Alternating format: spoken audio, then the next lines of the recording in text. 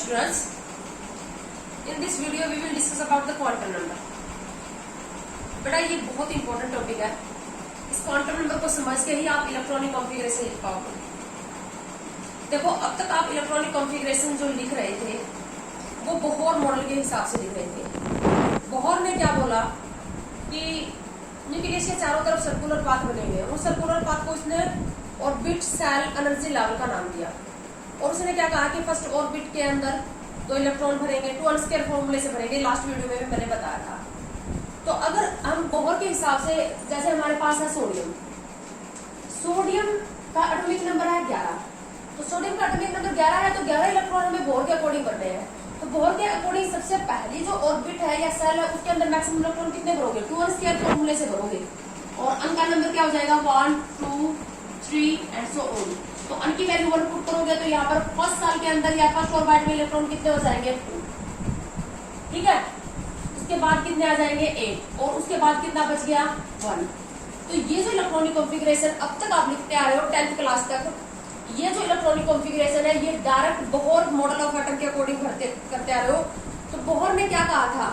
Atom के अंदर क्या है? ऑर्बिट या सेल, और सेल के अंदर क्या भरे हुए? इलेक्ट्रॉन। लेकिन बोहर मॉडल ऑफ एटम की हमारे पास ड्रॉबैक आई थी और उस ड्रॉबैक में आपने ज़ीमैन इफेक्ट और स्टार्क इफेक्ट मैंने पढ़ाया था। ज़ीमैन इफेक्ट और स्टार्क इफेक्ट में क्या है कि अगर हम स्पेक्ट्रा लेते हैं किसी भी सब्सटेंस का, उसको इलेक्ट्रिक या मैग्नेटिक फील्ड में रखें तो जो स्पेक्ट्रल लाइन आती है वो फर्दर और भी फाइन लाइन में डिवाइड होती हुई आएगी।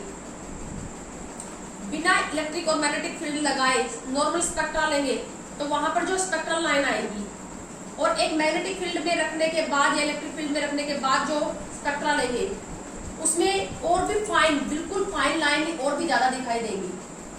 ठीक है ना? तो उसका कारण बोहर के पास नहीं था। तो उसका कारण हम यहाँ पर जानेंगे, क्योंकि बोहर ने क्या कहा था कि क्या है, एटम के अंदर न्यूक्लियस के पास ये चारों तरफ सर्कुलर पाथ है। सर्कुलर पाथ में क्या है? ऑर्बिट सेल, उनके अंदर क्या भरे हुए? इलेक्ट्रॉन भरे हुए हैं। इसीलिए हम क्या कर रहे हैं? डायरेक्ट सेल के अंदर इलेक्ट्रॉन भर रहे हैं। बट ये जो इलेक्ट्रॉनिक कॉन्फ़िगरेशन है ये किसके अकॉर्डिंग है? बोहर मॉडल ऑफ एटम के अकॉर्डिंग है। अब 11th और 11th के बाद जो आप इलेक्ट्रॉनिक कॉन्फ़िगरेशन लिखोगे वो वास्तव में क्या है कि ऑर्बिट के अंदर या सेल के अंदर डायरेक्ट इलेक्ट्रॉन नहीं भरे हुए। ठीक है, इलेक्ट्रॉन क्या है? ऑर्बिट के अंदर सब सेल है, यानी कि एनर्जी लेवल है। ऑर्बिट और सब सेल को इसने क्या बोला? Energy level. एनर्जी लेवल के अंदर भी सब एनर्जी लेवल है और सब एनर्जी लेवल के अंदर क्या है? 3 डायमेंशनल रीजन है ऑर्बिटल, उसमें है। एक्चुअल बात क्या है? हमारे पास है एटम, एटम के अंदर है सेल। सेल को ही क्या बोलते हो? ऑर्बिट। इसी को क्या बोलते हो? Energy level. ठीक है, सेल के अंदर है सब सेल। सब सेल को ही क्या बोल सकते हो? सब एनर्जी लेवल। एनर्जी लेवल के अंदर भी एनर्जी लेवल बने हुए हैं। इसी की वजह से इलेक्ट्रिक और मैग्नेटिक फील्ड में फर्दर फाइन लाइन आ जाती है। एनर्जी लेवल में भी सब एनर्जी लेवल बने हुए हैं। सब सेल, सेल के अंदर है सब सेल, एटम के अंदर है सेल, सेल के अंदर है सब सेल। सेल को लिखते हैं वही अन से ही रिप्रेजेंट करते हैं। इनकी वैल्यू 1 2 3 4 इसी तरह से चलेगी। सब सेल के अंदर है ऑर्बिटल और ऑर्बिटल में है इलेक्ट्रॉन। एक्चुअल में ऐसा है। अभी मैंने आपको wave mechanical model of atom नहीं पढ़ाया है। Wave mechanical model of atom बाद में पढ़ेंगे, कल हम क्वांटम नंबर के बारे में जानेंगे। तो एटम के अंदर सेल है, सेल के अंदर सब सेल और सब सेल के अंदर ऑर्बिटल और उसमें इलेक्ट्रॉन है। तो अब हमें क्या करना है? ये इसके बारे में जानना है। एक सेल के बारे में जानना है। सेल के बारे में मेरे को एक क्वांटम नंबर बताएगा। सब सेल के बारे में जानना है, ऑर्बिटल और इलेक्ट्रॉन। फिर हमें, यानी कि हमें इलेक्ट्रॉन को किस में भरना? ऑर्बिटल में भरना है। तो अब हमें वो इलेक्ट्रॉनिक कॉन्फ़िगरेशन जाननी है जिसमें हम डायरेक्ट सेल के अंदर इलेक्ट्रॉन नहीं भरेंगे। सेल के अंदर भरेंगे सब सेल में ऑर्बिटल और ऑर्बिटल में इलेक्ट्रॉन भरेंगे। ठीक है, तो वो कॉन्फ़िगरेशन ऑर्बिटल कॉन्फ़िगरेशन कहलाती है। तो ऑर्बिटल कॉन्फ़िगरेशन को जानने के लिए हमें क्वांटम नंबर पढ़ना पड़ेगा। क्वांटम नंबर, तो क्वांटम नंबर क्या होता है? क्वांटम नंबर 4 नंबर का एक सेट है। क्वांटम नंबर्स 4 नंबर है। ये जो स्क्रोडिंगर वेव इक्वेशन है, अभी हम पढ़ेंगे स्क्रोडिंगर वेव इक्वेशन, ने जो हमारा जो फाइनल मॉडल ऑफ एटम दिया, wave mechanical model of atom, स्टोनेंजेल नाम के एक साइंटिस्ट ने अपनी एक मैथमेटिकल इक्वेशन को सॉल्व किया, उसके सॉल्यूशन से कुछ कांस्टेंट मिले, वो जो कांस्टेंट है वो क्वांटम नंबर्स कहलाते हैं। तो क्वांटम नंबर की डेफिनेशन देखो, क्वांटम नंबर, क्वांटम नंबर्स ये 4 नंबर का सेट है। It is a set of 4 number, it is a set of 4 numbers which give the complete information, which tell us or which give complete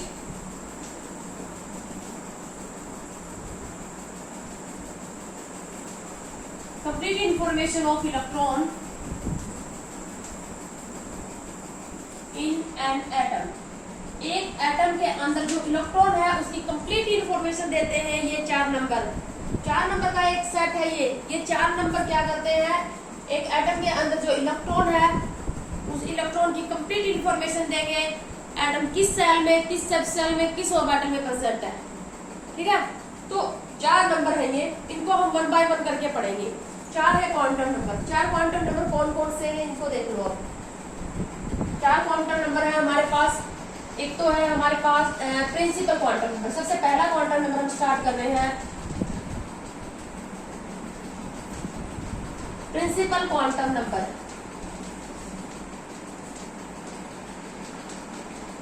principal quantum number को हम small अन से represent करते हैं। Small अन से और किसको represent किया, Bohr ने सेल को, और बाइट सेल एनर्जी लेवल। तो ये जो प्रिंसिपल क्वांटम नंबर है ये हमें सबसे पहले एटम के अंदर क्या होती है, सेल, सेल के बारे में बताता है। It tell us about number of cell, cell का नंबर बताएगा। प्रिंसिपल क्वांटम नंबर को स्मॉल अन से रिप्रेजेंट करते हैं। अगर अन की वैल्यू 1 है तो उसको हम क्या कहेंगे, फर्स्ट सेल। कौन सी सेल है ये, फर्स्ट सेल। और फर्स्ट सेल का एक और नाम भी दिया जाता है, के सेल। ठीक है, अगर अन की वैल्यू है 2 तो वो कौन सी हो जाएगी, second shell, and so on. अन की वैल्यू अगर 4 है तो ये कौन सी हो जाएगी, फोर्थ सेल। तो ये हमें सेल का नंबर बताता है प्रिंसिपल क्वांटम नंबर। अन की वैल्यू अगर 2 है तो सेकंड सेल, अन की वैल्यू 3 है तो थर्ड सेल। इसमें हमें इतना ही जानना है। उसके बाद जो सेकंड क्वांटम नंबर है वो है हमारे पास azimuthal quantum number. Second quantum number है azimuthal quantum number.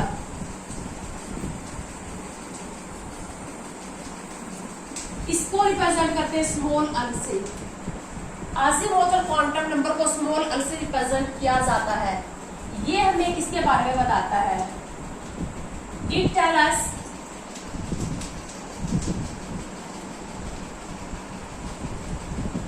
Number of subcell in a cell. It tell us the number of subcell in a cell. एक सेल के अंदर कितनी सबसेल होंगी इसके बारे में बताता है। जो अल होता है, अल की जो वैल्यू होती है वो n-1 होती है, हमेशा n-1 होगी इसकी वैल्यू। इसका मतलब n always greater than l, और you can say that l always less than n। l की वैल्यू n से हमेशा कम होगी क्योंकि n-1 है l की वैल्यू। एक सेल में कितनी सबसेल होंगी उसके बारे में बताता है। एक सेल में कितनी सबसेल होती हैं उसके बारे में बताएगा। अज़ीमुथल क्वांटम नंबर स्मॉल अन से रिप्रेजेंट करते हैं। अब हम फर्स्ट सेल से स्टार्ट करते हैं। सबसे पहले हम जानना चाहते हैं कि फर्स्ट सेल में सबसेल कितनी होंगी। तो जो हमारी फर्स्ट सेल है, फर्स्ट सेल के लिए अन की वैल्यू क्या होगी 1। फर्स्ट सेल के लिए, पहली सेल के लिए अन की वैल्यू होगी 1। अगर अन की वैल्यू को यहाँ पर 1 पुट कर दोगे तो अन की वैल्यू क्या हो जाएगी 1 माइनस 1, यानी कि अन की वैल्यू क्या आ जाएगी 0। अब 0 भी एक वैल्यू है, अन की वैल्यू 0 आ गई तो इसका मतलब ये नहीं है कि कोई सबसेल नहीं है। 0 भी तो एक डिजिट है, ये भी तो एक वैल्यू है, एक नंबर है ये भी, तो एक नंबर आया, यानी कि फर्स्ट सेल के अंदर क्या होती है, एक सबसेल होती है। फर्स्ट सेल में क्या होगी, एक सबसेल होगी, और उस सबसेल को हम बोलेंगे असबसेल। सबसेल कितनी होगी 1, एक ही होगी, और कौन सी होगी असबसेल। ये बात आपको याद रखनी है, बहुत इंपॉर्टेंट है। असबसेल, अगर अल की वैल्यू 0 होती है तो असबसेल होती है। मैं इसको यहाँ पर सेपरेट लिखती जाऊंगी, इधर लिखूंगी। अगर अल की वैल्यू आती है 0 तो सबसेल कौन सी होगी, सबसेल होगी अस। ठीक है, फर्स्ट सेल के अंदर क्या है, फर्स्ट सेल के अंदर एक ही सबसेल है, कौन सी अस। फर्स्ट सेल के लिए अन की वैल्यू 1, अगर अन की वैल्यू 1 पुट करोगे तो अन की वैल्यू भी क्या आ जाएगी 0, एक वैल्यू आएगी, कौन सी सबसेल होगी अस सबसेल। उसके बाद देखते हैं हम सेकंड सेल में।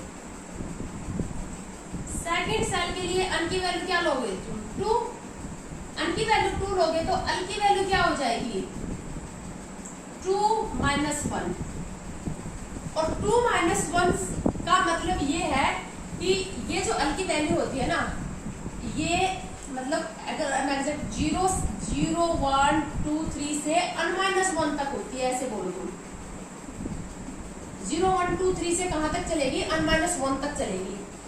तो अब 2 माइनस 1 1 हो गया, तो 0 तो साथ में रहेगी, 0 और 1 दो वैल्यू होंगी बेटा। सेकंड सेल के लिए सेकंड सेल है तो उनकी वैल्यू क्या पुट करोगे 2, और अगर अन की वैल्यू 2 पुट करोगे तो अन की वैल्यू क्या होगी 0 1 2 3 से n-1 तक होगी, तो 0 होगी, और 2 माइनस 1 क्या होगी 1, तो दो वैल्यू होगी। अब जब दो वैल्यू होंगी, अन की दो वैल्यू आ गई 0 और 1, तो सबसेल भी कितनी होंगी 2। जितनी अल की वैल्यू आएगी 2 वैल्यू आ गई, 0 और 1 2 सबसेल होगी। और अगर अल की वैल्यू 0 होती है तो कौन सी सबसेल होती है एस, और अगर अल की वैल्यू 1 होती है तो सबसेल होती है पी। यानी कि दो दूसरी सेल में, सेकंड सेल में दो सबसेल है, कौन कौन सी, एक एस और एक पी। अब आपको ये बात याद रखनी है कि अगर अल की वैल्यू 1 होगी तो सबसेल होगी पी। अल की वैल्यू 2 आई सेकंड सेल के लिए 0 और 1, 0 होगी तो सबसेल कौन सी होगी एस, और अगर अल की वैल्यू 1 आएगी तो सबसेल हो जाएगी पी। सेकंड सेल में दो सबसेल, फर्स्ट सेल में एक सबसेल, यानी कि जो सेल का नंबर है उसमें उतनी ही सबसेल है। अब हम लेते हैं थर्ड सेल। थर्ड सेल के लिए अन की वैल्यू क्या पुट कर लोगे 3। थर्ड सेल के लिए अल की वैल्यू 3 पुट कर लोगे तो अल की वैल्यू जो आ जाएगी वो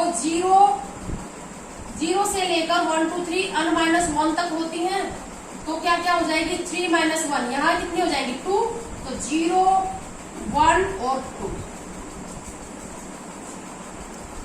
0 1 और 2 3 वैल्यू आएंगी। थर्ड सेल में अन की वैल्यू 3 होगी तो अल की 3 वैल्यू आएंगी 0 1 2, 3 वैल्यू होगी तो सबसेल भी कितनी होंगी 3 होंगी। कितनी सबसेल होंगी 3 सबसेल। मैंने बताया ना, सेल का नंबर 3 है तो 3 सबसेल होगी, सेल का नंबर 2 है तो 2 सबसेल होगी, सेल का नंबर 1 है तो 1 सबसेल होगी। यानी कि एक ट्रिक है हमारे पास एक सेल के अंदर नंबर ऑफ सबसेल याद रखने की। सेल का जो नंबर होगा उसमें उतनी ही सबसेल होगी, लेकिन सबसेल की जो टाइप है वो आपको याद रखनी है। अगर अल की वैल्यू 0 होती है तो कौन सी सबसेल होती है एस, अगर अल की वैल्यू 1 होती है तो कौन सी सबसेल होती है पी, और अगर अल की वैल्यू 2 होती है तो सबसेल होती है डी। ये जो 3 सबसेल है थर्ड सेल में, ये कौन कौन सी हैं, एस पी और डी सबसेल है। एक और बात, अगर अल की वैल्यू 2 हो जाती है तो सबसेल कौन सी हो जाती है डी। ठीक है, उसके बाद अब हम लेंगे फोर्थ सेल।